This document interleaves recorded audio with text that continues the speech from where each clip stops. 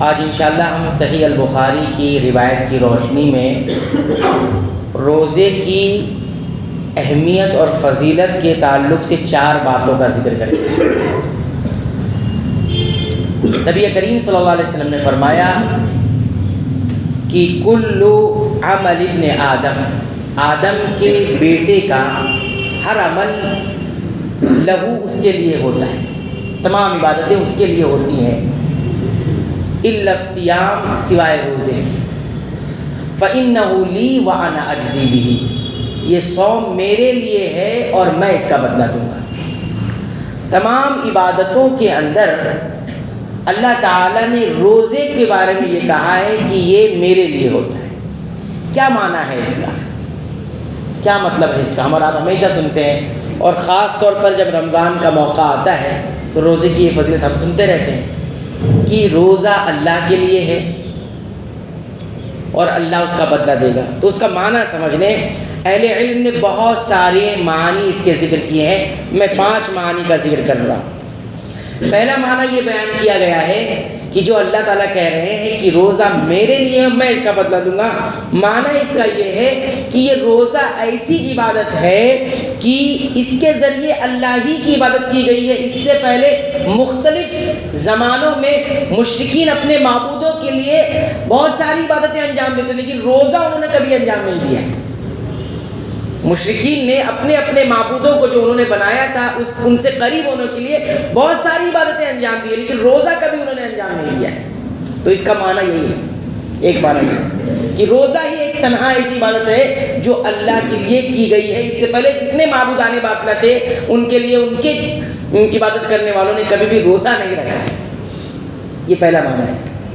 دوسرا معنی یہ بتایا گیا اس کا مطلب یہ ہے کہ روزہ میرے لیے ہے اور میں اس کا بدلہ دوں گا۔ اس کا معنی یہ ہے کہ روزہ ایک ایسی عبادت ہے، اس کے چھپے ہونے کی وجہ سے ریا سے بہت دور ہوتا ہے، دکھاوے سے۔ روزے میں دکھاوا بہت کم ہو پاتا ہے، یعنی کوئی دکھاوا کرے روزہ کا تو یہ بہت مشکل ہوتا ہے، ریا سے دور ہوتا ہے اس کے چھپنے کی وجہ سے۔ ٹھیک ہے، یہ دوسرا معنی بنا ہے۔ تیسرا معنی جو بیان کیا گیا وہ یہ کہ روزے کے اندر روزہ رکھنے والے کے لیے کوئی حصہ نہیں ہوتا ہے، یعنی دنیاوی اعتبار سے، مادی اعتبار سے آپ دیکھیں گے تو جو روزہ رکھ رہا ہے اس کا کوئی زیادہ حصہ اس میں ہوتا نہیں، سارا حصہ کہاں ہے؟ وہ آخرت کے اندر۔ اس لیے کہا فإنہ لی وأنا أجزی بہ۔ یہ تیسرا معنی ہو گیا۔ چوتھا معنی یہ ہے کہ اس لیے یہ کہا گیا ہے کہ روزہ میرے لیے اور میں اس کا بدلہ دوں گا، اللہ تعالیٰ نے روزے کے جو اجر کا علم ہے وہ اپنے پاس رکھا ہے، کسی کو بتایا نہیں۔ بہت ساری نیکیوں پر بتا دیا گیا یہ اجر کرنے پر یہ نیکی، یہ اجر کرنے پر یہ بدلہ، لیکن روزے کے بارے میں ایسا ہے کہ اللہ تعالیٰ نے بتایا نہیں، اللہ تعالیٰ ہی کو معلوم ہے کہ وہ کیا دینے والا ہے۔ تو اس لیے کہا گیا کہ روزہ میرے لیے ہے، میں اس کا بدلہ دوں گا۔ 5واں ایک معنی جو یہ بیان کیا گیا وہ یہ کہ اللہ تعالیٰ نے اس روزے کی اہمیت کو اور شرف کو اور مقام کو بتانے کے لیے عزت والی جو نسبت ہوتی ہے وہ کی ہے کہ روزہ میرے لیے، حالانکہ سب عبادتیں اللہ کے لیے ہوتی ہیں، لیکن روزے کے بطور خاص ذکر کر کے اس کی عزت، شان اور مقام کو بڑھانے کے لیے یہ بات کہی گئی ہے۔ تو یہ 5 معنی اہل علم نے ذکر کیے، یہ 5 معنی صحیح ہیں، اس میں کوئی ٹکراؤ نہیں ہے، سارے معنی صحیح ہیں۔ یہ پہلی چیز ہو گئی۔ تو روزہ اتنا بڑا عمل ہے کہ جس کے بارے میں اللہ تعالیٰ نے یہ بتایا کہ یہ میرے لیے ہے اور میں اس کا بدلہ دوں گا۔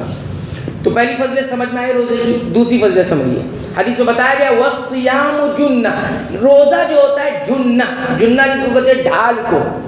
جنہ اصل میں ایک اسلحہ یا ایک بچاؤ کا جو جنگوں میں استعمال ہوتا ہے، لوہے کا گول سا بڑا سا ہوتا ہے، جب سامنے سے تلوار سے کوئی وار کر رہا ہے تو اسے روکا جاتا ہے، یا تیروں سے وار کر رہا ہے تو اسے روکتے ہیں، اس سے بچاؤ کرتے ہیں۔ تو اسی کو تعبیر کرتے ہوئے اللہ کے رسول صلی اللہ علیہ وسلم نے فرمایا کہ روزے ڈھال ہوتے ہیں۔ کس لیے ڈھال ہوتے ہیں؟ کس چیز سے ڈھال ہوتے ہیں؟ تو 2 طرح کی ڈھال ہے دنیا کے اندر۔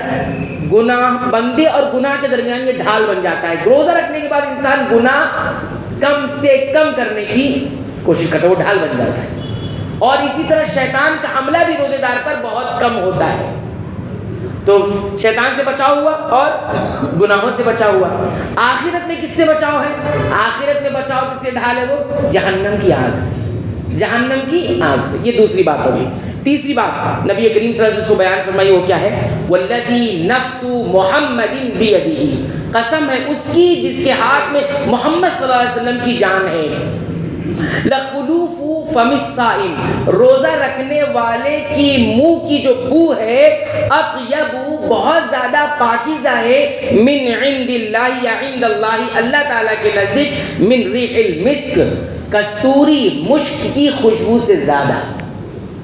خلوف کس کو کہا جاتا ہے؟ روزے دار کے منہ کی جو بو آتی ہے وہ خلوف کس کو کہتے ہیں؟ خلوف اہل علم نے کہا کہ جب روزے دار کا معدہ کھانے سے خالی ہے، اب وہ کھانے سے خالی ہونے کی وجہ سے جو بو سانس کے ذریعے باہر آتی ہے، یہ بو اللہ تعالیٰ کو کتنی پسند ہے؟ کستوری یعنی مشک کی خوشبو سے بھی زیادہ پاکیزہ ہے. یہ اہمیت ہے. آپ سوچئے ایک بندہ کتنا اہم ہوگا، کتنا مقام والا ہوگا اللہ کے نزدیک، کہ اس کے منہ کی بو جو ہے اللہ تعالیٰ کو خوشبو، مشک کی خوشبو سے زیادہ پسندیدہ ہے. یہ تیسری بات ہو گئی. چوتھی بات یاد رکھیں، وہ کیا ہے؟ نبی کریم صلی اللہ علیہ وسلم نے فرمائی للصائم فرحتان، روزہ رکھنے والے کے لیے دو خوشیاں ہیں.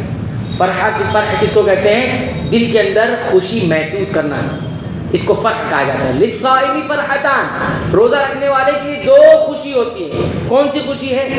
ایک خوشی کب ہوتی ہے؟ اذا افطر، جب وہ افطار کے لیے بیٹھتا ہے یا روزہ کھولنے کے لیے بیٹھتا ہے یا روزہ کھولتا ہے تو اس وقت فرح بفطرہ، اپنے روزے سے وہ بہت خوش ہوتا ہے. یہ خوشی آپ نے محسوس کی ہوگی. روزہ دن بھر ایک عبادت مکمل ہوئی، انسان جب روزہ کھولنے کے لیے بیٹھتا ہے کہ خوشی کی انتہا نہیں ہوتی. ایک عبادت اس نے مکمل کر لی، اتنی خوشی اس کو، اللہ کے لیے اس نے کھانا پینا چھوڑا، یہ خوشی ہے. لیکن یہ خوشی ابھی ادھوری ہے. کیا ہے یہ؟